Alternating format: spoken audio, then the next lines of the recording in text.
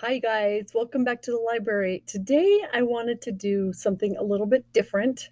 I have all these beginner chapter books that are second and third grade level. They are Judy, Moody, and Friends, and they are just these beautifully illustrated, super cute chapter books. So I think I'm going to grab one and let's read it and see what happens here. Um, Miss Moody in the Birthday Jinx. Let's see what that one is. This is a 3.0 accelerated reading level. And if this goes well, maybe we'll do a few more of these. But for now, let's start with this one. If it gets really long, then I will post just half of it. And then I will do the second recording tomorrow and post the rest of it then. But I will put the quiz number in the comments. Looks like there's 3 chapters. Chapter 1, The Boss of Birthday. Every year on Mom's birthday, something went wrong, not right.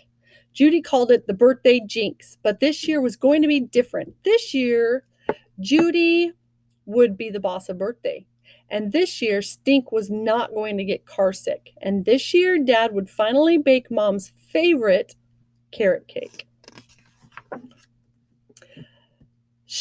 Judy Moody, would break the birthday jinx once and for all. Hey, Stinkerbell, Judy said to her brother, tomorrow is Mom's birthday. No getting sick this year. And you have to make her a really good present. Stink looked up from building one of the United Nations headquarters out of snap-ots. I have to make a present? He asked.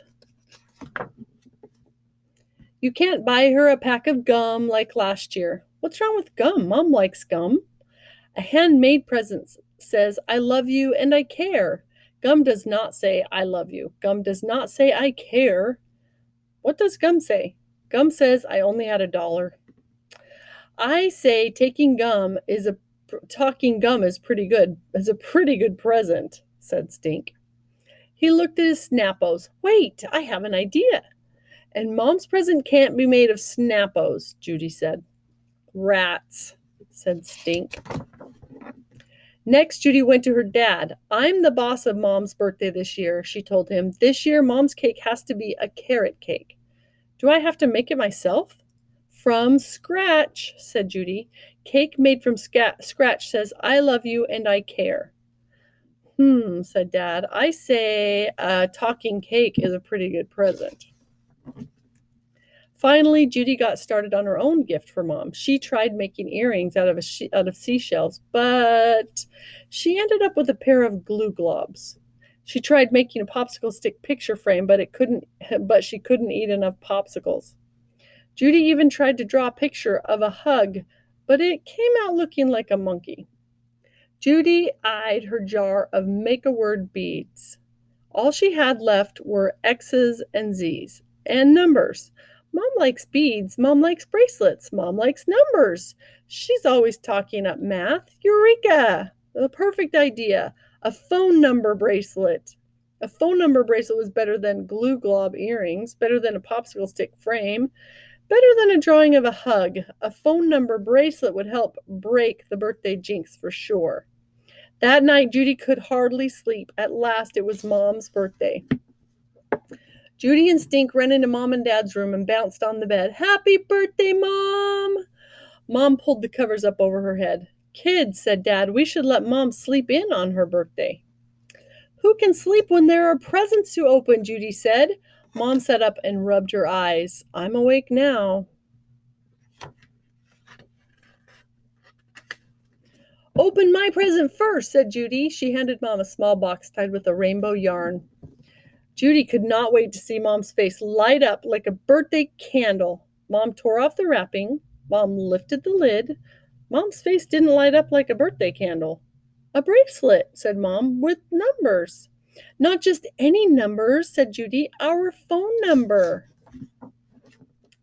Sorry, wrong number, said Stink. That's not even our phone number. I ran out of 7s, Judy explained. Just pretend 5s or 7s, Mom, and you'll never forget our phone number. Except she will forget because that's not Stink, Dad warned. Stink was right. The 5's not 7 phone number bracelet was a bad idea. I was the birthday jinx all over again. It was the birthday jinx all over again. Judy ran to her room and came back with her sixth-year pen. You can have this instead, she told Mom. It still has 4 years left in it. I promise. Open my neck, Stink urged. Mom untied the shoelace ribbon. She tore off the Sunday comics. Inside was a rock, a painted rock with googly eyes. You got Mom a rock? Judy asked. It's a pet rock and a paperweight, Stink said. Oh, look, said Mom. It even says Mom on the bottom. I made it by hand, Stink told her. That says I care. A rock does not say I care, Judy muttered. Here, Mom, open Dad's gift. Whatever Dad got, it had to break the birthday jinx. Mom tore off the wrapping paper. Oh, Mom looked surprised. A glue gun. Or is it a cake decorator? It's a label maker, said Dad. Not just any label maker, said Judy. Read the box. The Dynamo Office Buddy 2000 embosser. Now you can label the kids' backpacks and lunchboxes and all sorts of things, said Dad. You can label my present so everybody knows it's not just a rock, said Stink. And you can make a label that says Shelf of Honor where you can keep all of your presents, Judy said, beaming at her father. Can you tell we care? Asked Stink. You're not supposed to say it, Stink, said Judy. The president is supposed to say it for you. But I want to make sure Mom can hear what the presidents are saying. I can hear, said Mom with a wide smile, loud and clear. Chapter 2, Mitten State. Let's go do something way not boring for Mom's birthday, Judy said after breakfast. I call reptile mania, said Stink. I call glow-in-the-dark bowling, said Judy. I call we let Mom choose, said Dad. It's her birthday. I choose a nature walk, said Mom. I hear that snowy owls have been spotted at Smuggler's Bay. By the time the Moodys piled into the car, it was almost lunchtime. Let's stop to eat first, said Dad. I call mac and cheese, said Stink. I call the bowling alley diner, said Judy. I call we let Mom choose, said Dad. I love sushi, said Mom. Judy tried not to make a face. Dead fish. Stink pinched his nose shut. Sushi is P.U. The Moodys ended up at the grilled cheese kitchen. After lunch, at the No Sushi Grilled Cheese kitchen, they piled back into the car and headed to Smuggler's Bay. Suddenly, Stink got an uh-oh look on his face. Not again. Are you sick or something? Judy asked. Or something. Oh no, the birthday jinx is back. Mom felt Stink's forehead. You don't feel warm, said Mom. I forgot to tell you about some homework. I have to dress up as a United State. Mom blinked super fast. And I need my costume by tomorrow. Stink, Dad said. It's Mom's birthday. Dressing up as a state is a big second-grade deal, Judy told Stink. Do you know how long it took me to become South Dakota? How long? Stink asked. Long, said Judy. Mom took a deep breath. We can grab some supplies at the craft store, then head home and work on the costume. What about your nature walk? Judy asked. I can walk around the backyard later, said Mom. The backyard doesn't have a snowy owl, said Judy. It has sparrows, said Stink, hopefully. Judy gave Stink the hairy eyeball. Mom turned to Stink. So what state do you have to be? Michigan. The Mitten State. Michigan is shaped like a giant mitten? Then a giant mitten you shall be, Mom said. As soon as they got home, Mom helped Stink cut two stink-sized mitten shapes out of blue foam. She cut a round hole for one mitten for Stink's face, while Dad was busy baking not from a box carrot cake in the kitchen. Mom set up her sewing machine. She zipped up one side of Michigan and zoomed down the other. She snipped and sewed all afternoon. At last, Mom slipped the state of Michigan over Stink's head. Stink spun around the room. Look at me! I'm the lower peninsula. You look like a giant left-handed mitten, said Judy. I'm smitten with this mitten, said Mom, tugging the costume here and there. Thanks, Mom, said Stink. I was thinking, can you make a robin too? That's the state bird, and maybe a flag. Apple blossom is the state flower. Mom slumped in the chair, a tape measure draped around her neck. I'm pooped. Hello, said Judy. It's Mom's birthday, Stink. She needs mom time. So Stink drew pictures of the robin and apple blossoms and brook trout and even a mastodon, the state fossil. Judy helped cut out the shapes and glue them to the mitten. Is that everything, Mom asked, after Stink glued on the sequins for Lansing, the state capital. Stink checked his homework sheet to make double sure he hadn't forgotten anything. In less than a Detroit minute, his face went as white as a marshmallow. The Michigan mitten crumpled out of his knees, sank to the floor like a wreck of that ship, the Edmund Fitzgerald Kalamazoo. Hey, Michigan, said Judy, poking in the state capitol. What's wrong? I messed up, he moaned. It's a major mastodon-sized mess-up. What do you mean? Asked Mom. I'm not even supposed to be Michigan, Stink moaned. What are you supposed to be? Asked Judy. Stink stammered and could hardly get the word out. Minnesota, he wailed. Chapter 3. It's that birthday jinx again, said Judy. Mom, I'll help Stink change Michigan to Minnesota. We'll just add a bunch of lakes or something. 10,000 lakes, said Stink. Minnesota is the land of 10,000 lakes. That's a lot of lakes, said Judy. Officially, there are 11,842 lakes, but I think we can get away with only making 10,000.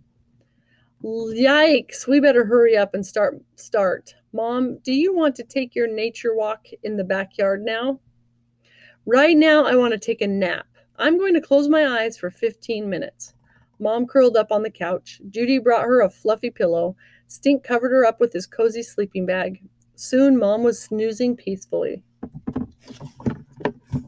Judy cut out a picture of a muffin from a cooking magazine. Here, take off the Michigan stuff and glue this on, she told Stink. Blueberry is the Minnesota state muffin. I bet the state weather is snow, said Stink. I know how to make a paper snowflake. There's no such thing as state. Chirp, chirp. Mom rolled onto her side. Chirp, chirp. Mom rolled back onto her back. Chirp, chirp. Mom woke up. Sounds like there's a cricket in the house, she said, and rolling onto the other side. Ribbit, ribbit. Now I hear frogs, Mom said, sitting up. Does anybody else hear frogs? It's my musical sleeping bag, Stink told her. It makes nature sounds to help you get sleepy. How do I turn the sounds off? Mom asked. It only makes noise when you move, said Stink. So make little mummy and you'll be fine. Make like a mummy and you'll be fine. Mom, Mummy, lay back down and drift off to sleep again. Acorn Lake, Alice, Artichoke, Bald Eagle Lake, Judy murmured, click, click, click, click, click, click, click. Are the crickets back? Mom asked, opening her eyes. Why do I feel like I'm counting lakes in my sleep? Oops, sorry, said Judy. We're using your Dynamo Office Buddy 2000 to label the lakes in Minnesota. Dymo, said Mom. She pulled the sleeping bag up over her ears. Chirp, chirp, ribbit. Big McDonald's, big race, button box, Stink mumbled as he glued. Click, click, click, ee. Mom bolted upright. Fire! Call 911, ee. All at once, the screeching stopped. Dad came hurrying out of the kitchen. A million sorries. I was baking your cake and set off the smoke alarm, he said. How was your nap? Eventful, said Mom. I think I've had enough nap for one day. A half an hour later, Dad called, carrot cake time. Everybody crowded around the dining room table and stared. Holy guacamole, said Judy. Why is it pukey green? Stink asked. Avocado, said Dad. I mashed some into the icing. I thought it would go well with the carrots. Judy gulped. Stink gagged. Dad turned out the lights and lit the candles. Make a wish, Judy called. Mom squeezed her eyes shut. Mom made a wish. Mom blew out the candles. Dad cut the cake. The inside of the cake did not look very carroty. Dad, why is the carrot cake white? Judy couldn't help asking. I thought it was strange too, said Dad. When I took the carrots out of the fridge, they seemed awfully pale to me. Mom started to laugh. What's so funny? Asked Dad. Those weren't carrots, said Mom. We're all out of carrots. Those were parsnips. Dad's face went as white as the cake. I made you a parsnip cake? It was no use. Mom's birthday was jinxed. Judy scribbled out an IOU and handed it to her mother. Mom, we owe you one unjinxed birthday. Can we do over Mom's birthday tomorrow, Dad? Please, no, said Mom. I mean, one birthday is enough to last me a whole year. I bet you know what you wished for. I bet I know what you wished for when you blew out the candles, said Judy. I bet you wished for your birthday was not a jinx. My birthday was not jinxed, said Mom. But you didn't get to eat dead fish like you wanted, said Stink. No, but I did get to eat all my vegetables for the day in one slice of birthday cake. And you didn't get to go on a nature walk or see a snowy owl, said Judy. I didn't need to, said Mom. I had a cricket and a frog symphony in my very own living room.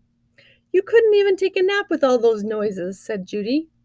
Noise is the sound of family, said Mom, and the best birthdays are full of noise. Judy, Stink, Mom, and Dad piled onto the couch in one big snuggle. Birthday hug, called Judy. And the hug did not look one bit like a monkey. Mom wrapped the sleeping bag around them. Chirp, chirp, chirp, ribbit. The end.